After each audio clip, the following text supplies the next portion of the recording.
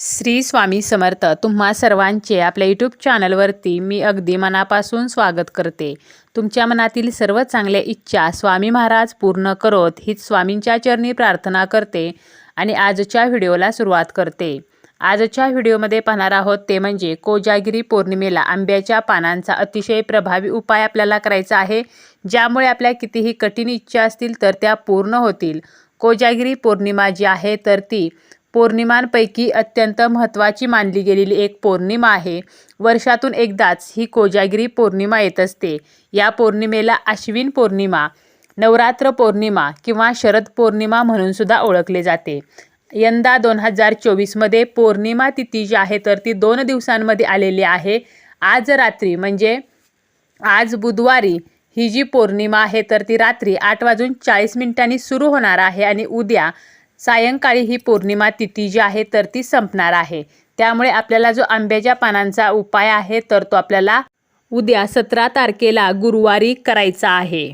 तर हा जो उपाय आहे तर तो आपण कसा करायचा, आंब्याच्या पानांचा नक्की काय वापर करायचा आहे आणि आंब्याच्या पानांना एवढं महत्त्व का आहे, तर याची माहिती आपण या व्हिडिओमध्ये पाहणार आहोत. त्याचप्रमाणे आपल्याला काही आंब्यांची पाने जी आहेत तर ती शिवलिंगावरती सुद्धा अर्पण करायची आहेत. शिवलिंगावरती का अर्पण करायची, तर शिव जे आहेत बघा, जे महादेव आहेत तर त्यांच्या मस्तकावरती आपल्याला चंद्र दिसतो, म्हणजे महादेवांनी आपल्या मस्तकावरती चंद्रदेवांना धारण केलेला आहे आणि म्हणूनच आपल्याला कोजागिरी पौर्णिमेनिमित्त महादेवाच्या शिवलिंगावरती सुद्धा आंब्याची पाने जी आहेत तर ती विशिष्ट प्रकारे अर्पण करायची आहेत. ज्योतिषशास्त्रामध्ये आंब्याच्या पानांना खूप महत्त्व आहे. आंब्याचे झाड जे आहे तर ते धार्मिकदृष्ट्या महत्त्वाचे आहे. आंब्याच्या पानांचे आपण वेगवेगळे उपाय करत असतो आपल्या जीवनातील सर्व समस्या नष्ट होण्यासाठी. त्याचप्रमाणे आपल्या घरामध्ये जर पैसा येत नाही, आर्थिक समस्या असतील, काही केल्या कर्ज फिटत नाही, पैसे जर अडकलेले असतील किंवा घरातील मुलांची प्रगती होत नाही, पतीला व्यवसायामध्ये किंवा नोकरीमध्ये मनासारखे यश मिळत नसेल, घरामध्ये कलह होत असतील, तरीसुद्धा आपण हा जो उपाय आहे तर तो करू शकतो. त्याचप्रमाणे आजारपण असेल, वैवाहिक समस्या असतील आणि घरामध्ये जर वास्तुदोष निर्माण झालेले असतील तरीसुद्धा आंब्याच्या पानाचा हा प्रभावी उपाय जो आहे तर तो अत्यंत प्रभावी मानला गेलेला आहे. त्यामुळे हा उपाय आपण कोजागिरी पौर्णिमेनिमित्त नक्कीच करू शकतो. आपण जेव्हा कोणत्याही गोष्टीची मुहूर्तमेढ रोवतो तर त्यासाठी आपण आंब्याची जी ढाळी आहे तर तिचा वापर करत असतो. त्याचप्रमाणे एखाद्या कलशाची स्थापना करताना आंब्याची पाने आपण वापरतो.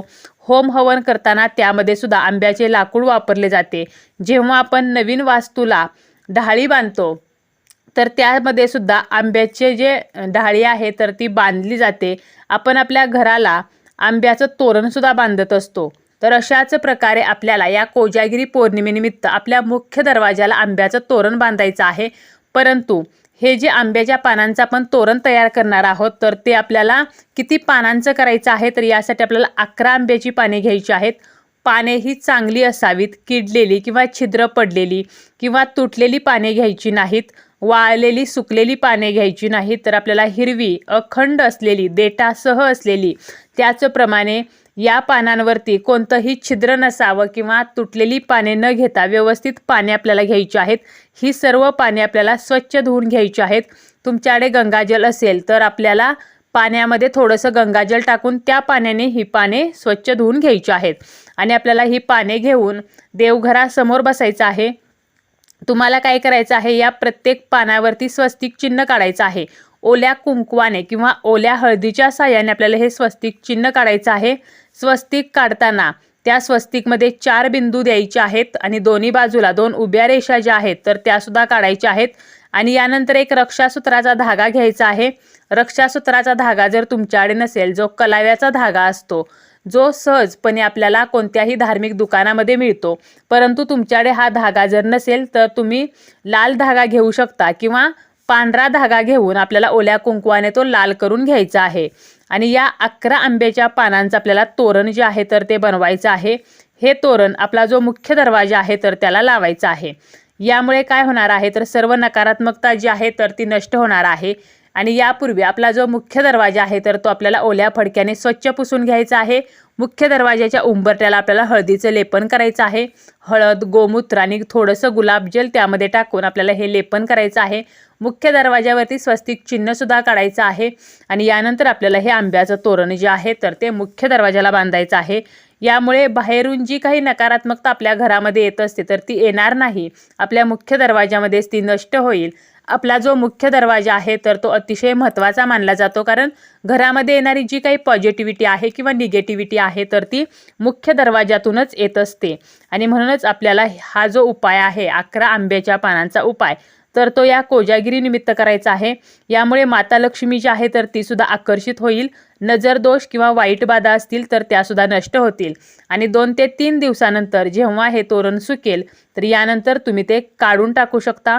सुकलेलं तोरण जे आहे तर ते आपल्याला तसंच मुख्य दरवाजाला ठेवायचं नाही, तर ते काढून तुम्ही त्याचं विसर्जन हे वाहत्या पाण्यामध्ये करू शकता किंवा एखाद्या झाडाखाली मातीमध्ये आपल्याला हे तोरण जे आहे तर ते पुरायचं आहे।